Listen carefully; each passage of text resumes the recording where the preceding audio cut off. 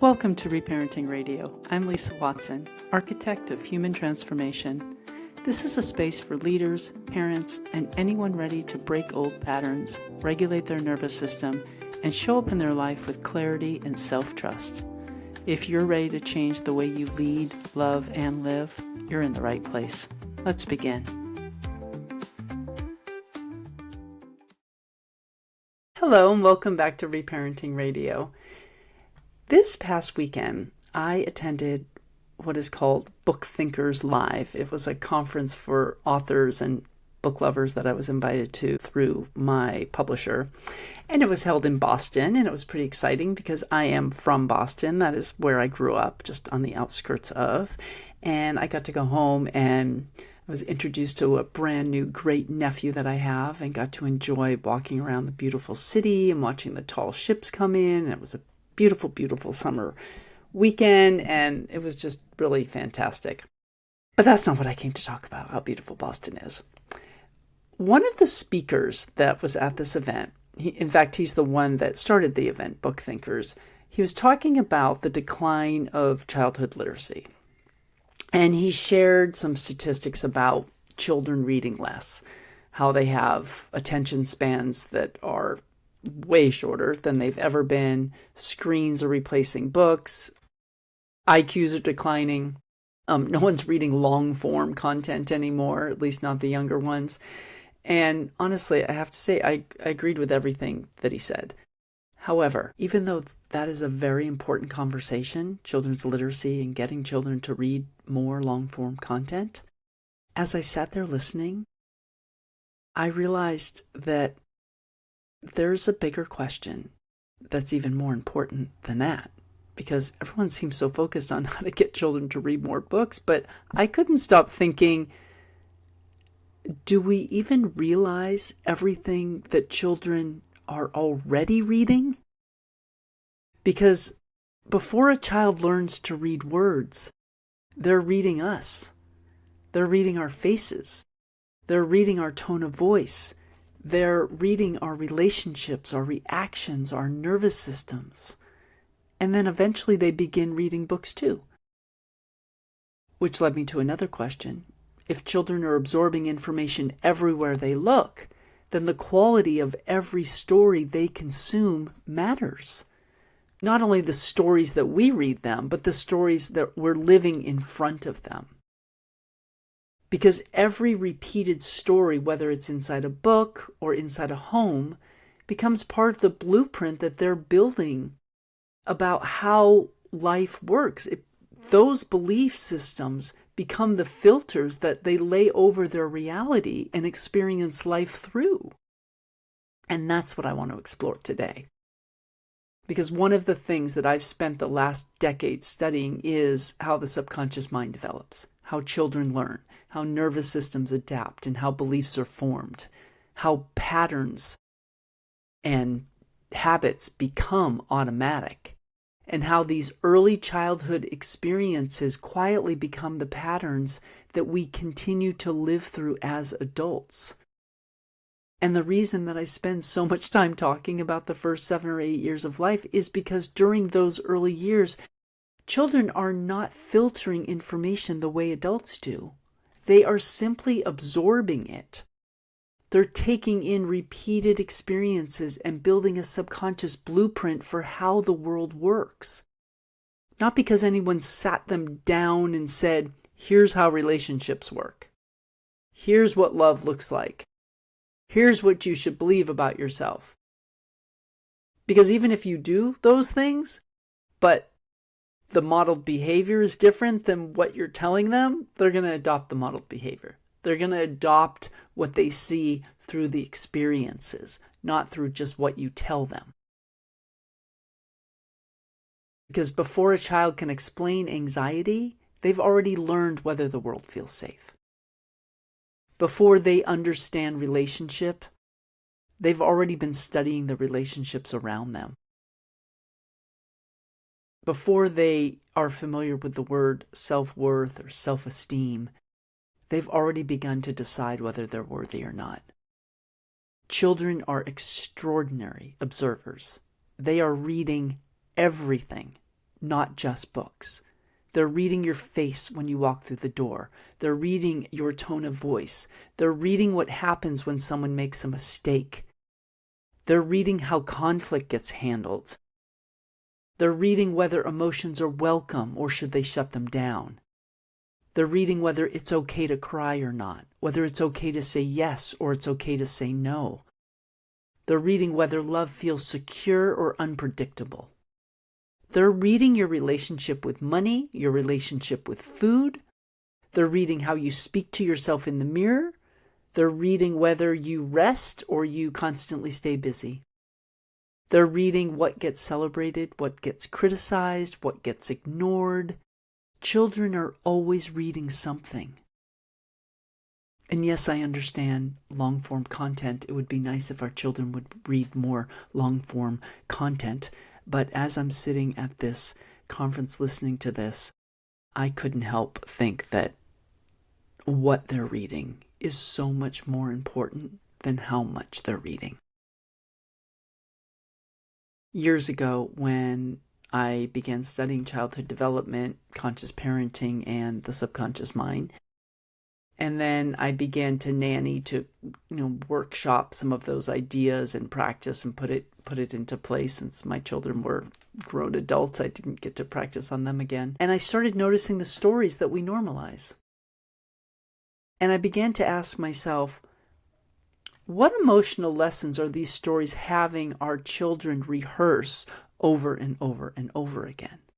What beliefs are they reinforcing? What expectations about life, love, courage, family, and themselves are quietly taking root? And I noticed some reoccurring themes, especially in the really popular books that I saw in so many of the houses that I was nannying for, the little golden books, the Disney books, heroes separated from their parents, characters that are abandoned, love arriving after suffering, fear becoming the engine that moves the story forward, parents dying in the first 10 minutes of the movie.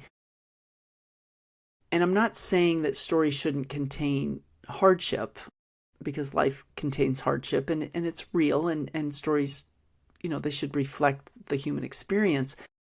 But repetition matters, and the age of a child matters. When children experience the same emotional themes, like being saved by the prince or being abused by the wicked stepmother, those themes begin to feel normal, expected, familiar. And familiarity is powerful, because the subconscious mind is constantly learning through repetition. Repetition is the mother of learning. The brain doesn't simply remember what is repeated, it begins to expect it. And what we believe will be inevitable is what we will eventually end up creating. That's how it works. If a baby was born into a affluent, emotionally regulated, functional, high IQ family that had money, that had love, that had nurturing and food, those things would be expected. You would expect them. They become inevitable to you. It's going to happen. That's why children raised in those types of environment end up creating a life similar to the environment that they grew up in, because it was inevitable to them. They learned this is just what life looks like. We create based off of our beliefs. And if that same baby were born into a family that lived in an impoverished area where there was lots of violence, abuse, abandonment, lack of emotional regulation, they would grow up believing that that was inevitable.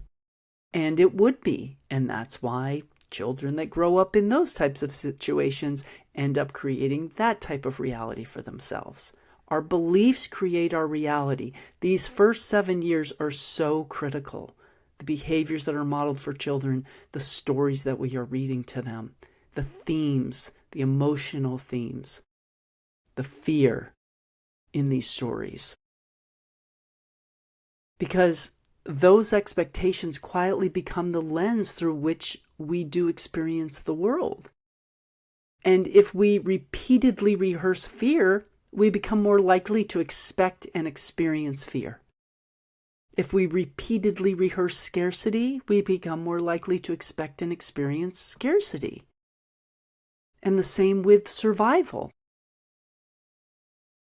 Not because it's the only reality available to us, but because it's the reality our subconscious has been practicing and expects to see. That's the way this world works. There really is no concrete reality except the one that we believe that we see. And this is the main reason that I wrote Courage Finds Its Calm. And I plan to write many more children's books. I wasn't simply trying to write a children's book. I was trying to write a different kind of story for children. One that would help a developing mind. And I asked myself, if stories help shape the subconscious mind, what kind of emotional experience do I want children rehearsing? Could a story teach emotional regulation? Could it normalize taking a breath before reacting? Could it help a child understand that feelings come and go? Could a story remind them that courage isn't the absence of fear? It's learning how to move through fear without losing yourself? Could courage look less like defeating a dragon and more like learning to calm your own mind? And that question became the heartbeat of my book, Courage Finds Its Calm, because I wanted children to rehearse something different. Not just bravery, but self-awareness. Not just adventure, but emotional safety. Not just problem solving in the world around them, but learning how to navigate the world within them. And the beautiful part here is that this isn't just about children or parenting, because every adult listening right now is still living through programming. If you've ever wondered why you people please, why you overthink, why you are afraid of rejection, or you apologize when you've done nothing wrong, or why rest feels uncomfortable to you, maybe you wonder why conflict feels terrifying or why you're always trying to earn approval. Those aren't random personality traits. They're patterns. Patterns that made sense somewhere along the way. Patterns that your nervous system learned. Patterns that your subconscious repeated until it felt like you. Which is why I say almost every single day, you're not broken, you're patterned, and patterns can be changed. One of the biggest gifts awareness gives us is choice. When we're unconscious, we repeat. When we become aware, we choose. That's true for the stories that we tell ourselves. It's true for the media that we consume. It's true for the books that we read. It's true for the conversations we have around our children. And it's true for the emotional environment that we create inside our homes. Awareness doesn't ask us to be perfect. It simply asks us to become intentional. So this week, I would love to leave you with a few questions. What stories are shaping you today? What stories shaped you as a child? What emotional themes are repeated in your home? And if you have children, what are they reading beyond the pages of a book? And what are the emotional themes in the books that they are reading, and that you're reading for that matter? And remember, they're reading you. They're reading relationships. They're reading your nervous system, your reactions, your beliefs. What was little you reading? Because somewhere in those repeated experiences are the patterns that you're still working to understand today. And the beautiful news is, awareness changes everything. Because once you see the pattern, you no longer have to keep repeating it. You get to make a new choice. You get to see that it's not actually you. It's simply a pattern and a choice. So think about that this week.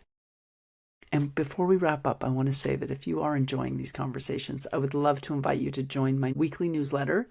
It's where I explore these ideas and share practical reflections, kind of like I do here, and keep you updated on things. And if you haven't seen my 1 Minute of Awareness series yet, you'll find a new video every day on YouTube and TikTok, each one exploring a different pattern in about 60 seconds. Just simple reminders to help you understand yourself with a little more curiosity and a little less judgment. And everything is linked in the show notes. And I want to thank you so much for spending time with me here today. And remember, you are not broken. You are patterned, and patterns, they can be changed. Thank you for listening to Reparenting Radio. If today's conversation supported you, take a moment to subscribe, leave a review, or share it with someone who knows they were made for more than the patterns that they inherited. If you're ready for serious inner work and real transformation, personally or professionally, you can explore my leadership pathways at lisa-watson.com. And if you're raising little ones alongside your own healing, you'll find my children's books at awakentheone.org. Until next time, stay grounded, stay open, and keep reparenting the parts of you that are ready to come home to their authenticity.